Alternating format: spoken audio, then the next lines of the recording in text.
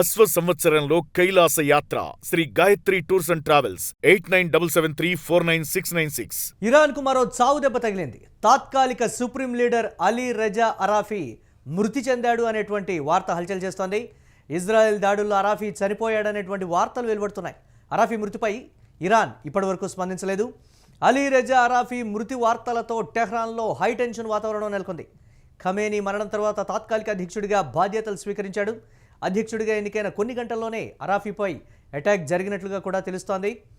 దీనిపై మరిన్ని అప్డేట్స్ మా కరెస్పాండెంట్ సతీష్ అందిస్తారు. సతీష్, 24 గంటలు కూడా గడవక ముందే అరాఫీ కూడా కొత్త అధ్యక్షుడిగా ఎన్నికైనటువంటి అరాఫీ కూడా చనిపోయాడు అనేటువంటి వార్త ఎంతవరకు నిజం అనేది కూడా ప్రస్తుతానికి చర్చనీయాంశమైంది. ఒకవేళ చనిపోయినప్పటికీ కూడా ఇరాన్ ఇప్పుడప్పుడే స్పందించేటువంటి పరిస్థితి కానీ అనౌన్స్ చేసేటువంటి సిచ్యువేషన్ కానీ లేదు అనేటువంటి మాట ఏంటి, ఏ విధంగా చూడాలి, అప్డేట్స్ ఏంటి?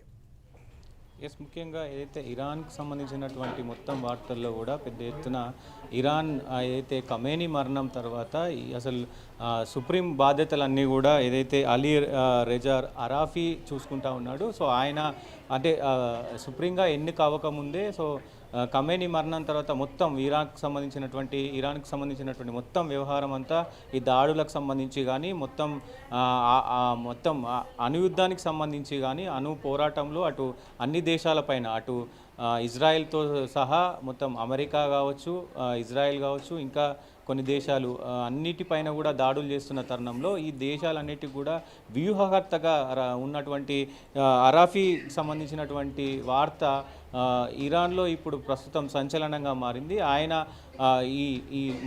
ఆయన ముఖ్యంగా సుప్రీంగా ఎన్నికైన కొద్ది గంటల్లోనే కొన్ని క్షణాల్లోనే ఏదైతే వెంజులకు సంబంధించినటువంటి మొత్తం కూడా ఈ వ్యవహారం జరగడం, ఏదైతే ఇరాన్లో ట్రెహాన్ సంబంధించి ఈ దాడులు జరగడం, సో అక్కడ ఆయన ఉన్నట్లు తెలుస్తూ ఉంది. అక్కడ మరి దాడులు జరిపిన తర్వాత ఆయన ప్రమాణ స్వీకారం చేసిన కొద్ది గంటల్లోనే ఈ దాడులు జరగడం కూడా చర్చనీయాంశంగా మారింది. ఈ దాడుల్లో మరి ఆయన మృతి చెందాడు అనే వార్తలు రావడం కూడా సెన్సేషనల్గా మారిన పరిస్థితి కనబడుతూ ఉంది.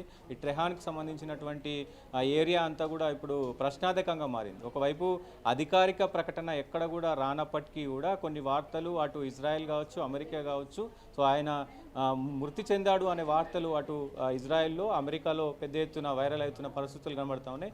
ఇరాన్ మాత్రం ఎక్కడా కూడా అధికారికంగా ప్రకటించలేదు, ఎట్లాంటి దీంట్లో వాస్తవం లేదంటూ కూడా మరి ఇరాన్కు సంబంధించినటువంటి వర్గాలు అయితే చెప్తున్న పరిస్థితులు కనబడుతూ ఉన్నాయి. ఒకవేళ ఇదే కనుక నిజమైతే పెద్ద ఎత్తున ఇరాన్కి మరొక ఎదురు దెబ్బ అని చెప్పుకోవచ్చు. ఖమేనీ మరణం తర్వాత ఏదైతే ఈయన మరణం కూడా పెద్ద ఎత్తున ఇదయ్యే అవకాశం ఉంటుంది. కాబట్టి ముఖ్యంగా కీలక నేతలంతా కూడా ఒకవేళ ఈ దాడులలో పోతే కనుక మరి ఇరాన్ పరిస్థితి ఏంటి అనేది కూడా ప్రస్తుతం చర్చనీయాంశంగా మారిన పరిస్థితి కనబడుతుంది. ఇప్పటికే మొత్తం అన్ని దేశాలకు సంబంధించినటువంటి వ్యవహారం అంతా కూడా చర్చనీయాంశంగా మారింది. ఏంటి అసలు ఈ దేశాలన్నీ కూడా ఏం జరుగుతుంది, సో ఎటువైపు దేశాలన్నీ వెళ్తూ ఉన్నాయి, ఒకవైపు మూడవ ప్రపంచ యుద్ధం ఏమైనా వచ్చే అవకాశం ఉందా అనే రీతిలో కూడా దేశాలన్నీ కూడా యుద్ధంకు ప్రేరేపిస్తున్న పరిస్థితులు కనబడుతూ ఉన్నాయి. మరి చూడాలి మరి దీనికి సంబంధించి అధికారిక ప్రకటన ఇరాన్ మరి అప్డేట్ చేస్తుందా, లేకపోతే నిజంగానే ఇజ్రాయెల్ అరాఫీ మృతికి సంబంధించి అమెరికా ఏం చెప్తోంది అంటే Trump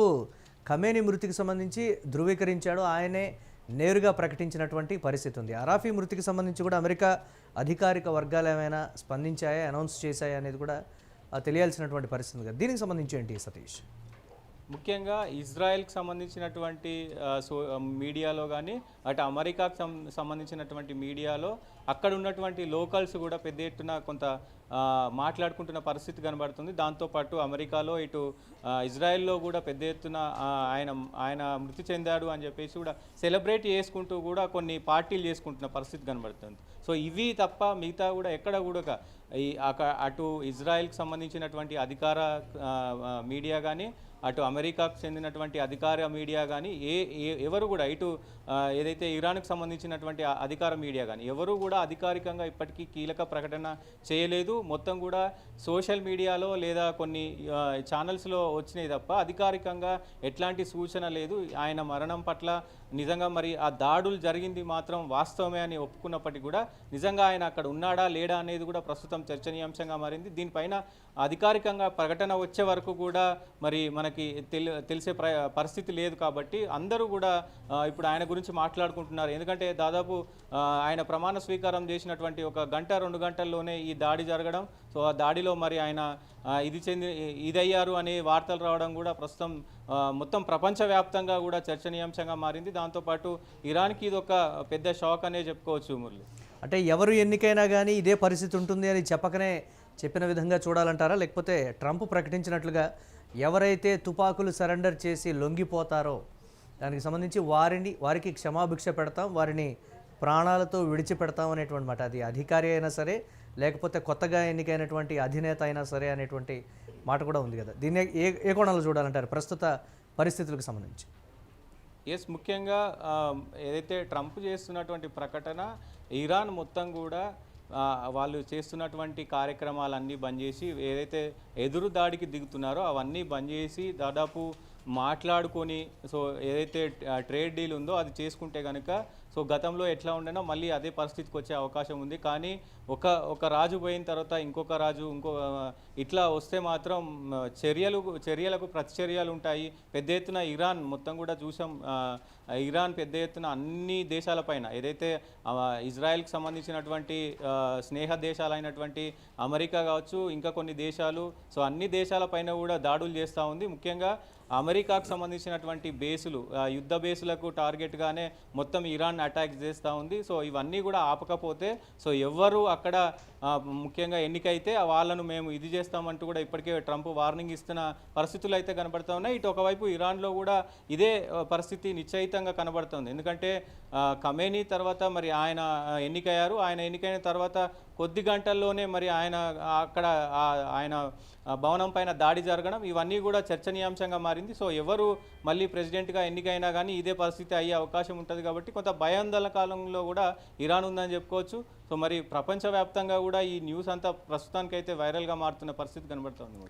right, thanks for updates Satish. ఇక ఇరాన్కు మరో చావు దెబ్బ తగిలినట్లుగా తెలుస్తోంది. తాత్కాలిక సుప్రీం లీడర్ అలీ రెజా అరాఫీ మృతి చెందినట్లుగా సమాచారం అందుతోంది. ఇజ్రాయెల్ దాడుల్లో అరాఫీ చనిపోయాడని కూడా వార్తలు అయితే వెలువడుతున్నాయి. అరాఫీ మృతిపై ఇప్పటివరకు ఇరాన్ అయితే స్పందించలేదు అధికారికంగా. అలీ రెజా అరాఫీ మృతి వార్తలతో టెహ్రాన్లో హైటెన్షన్ నెలకొంది. ఖమేనీ మరణం తర్వాత తాత్కాలిక అధ్యక్షుడిగా బాధ్యతలు స్వీకరించాడు అరాఫీ. అధ్యక్షుడిగా ఎన్నికైన కొన్ని గంటల్లోనే అరాఫీపై అటాక్ జరగడం కూడా ఒకంత చర్చనీయాంశమైంది.